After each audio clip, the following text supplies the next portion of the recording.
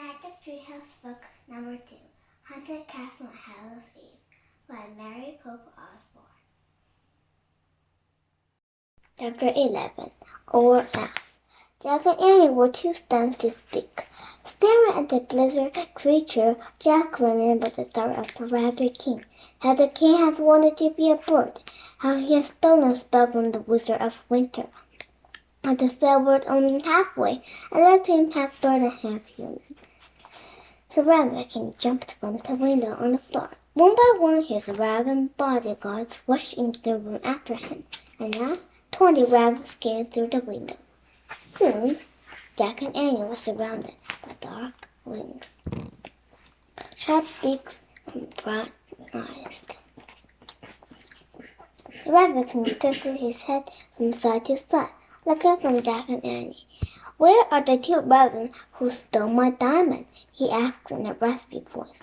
"What diamond?" asked Annie. What a rabbit?" asked Jack, his voice trembling.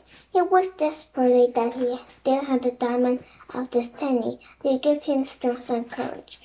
"The ravens that came to this castle after raiding my treasure room," said the Raven King.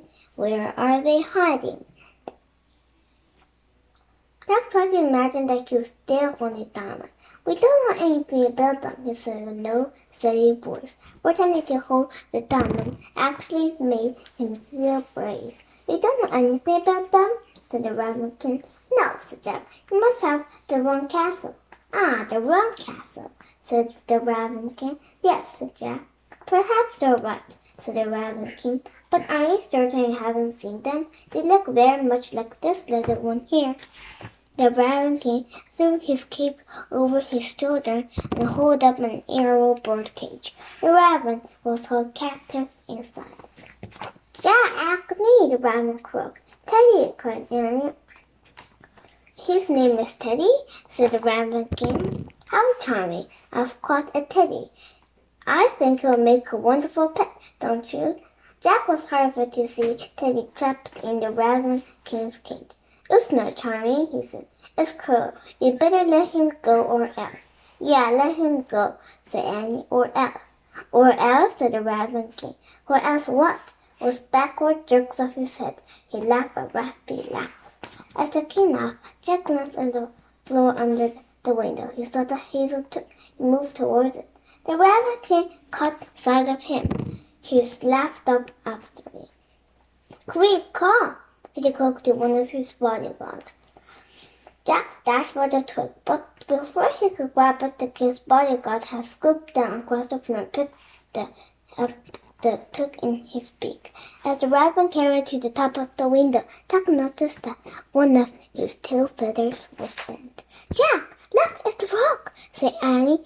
She caught up to the bird. "Rock, Rock!" From his perch above the window, the raven looked at Annie.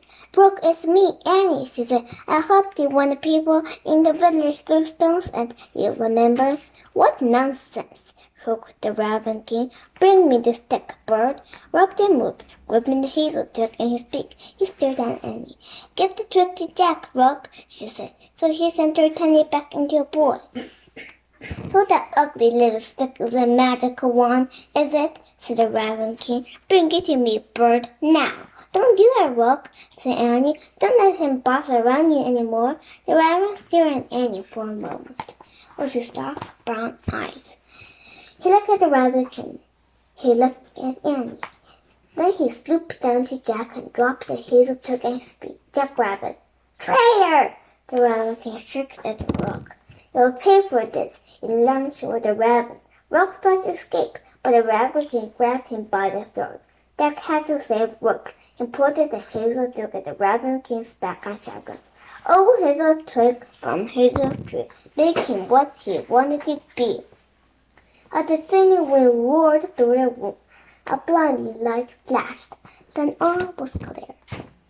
The Raven King had vanished. His cape lay on the floor. Rock hopped away unharmed. From under the feather cape came a hoarse cry. "Ow!"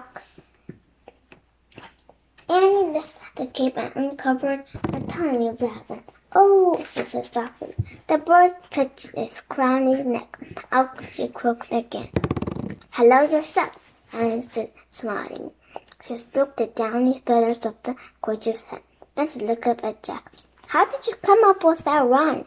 I knew I had to say Rogue, but I didn't want to hurt the Reverend King. I think I actually felt sorry for him, said Jack. So you helped him finally get what he wanted, said Annie. You turned him into a rabbit.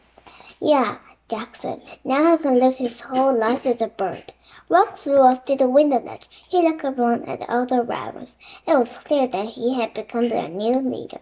Grow, grow, Rock croaked. He stepped aside. The raven troops began to leave the nursery. One by one, 2 of them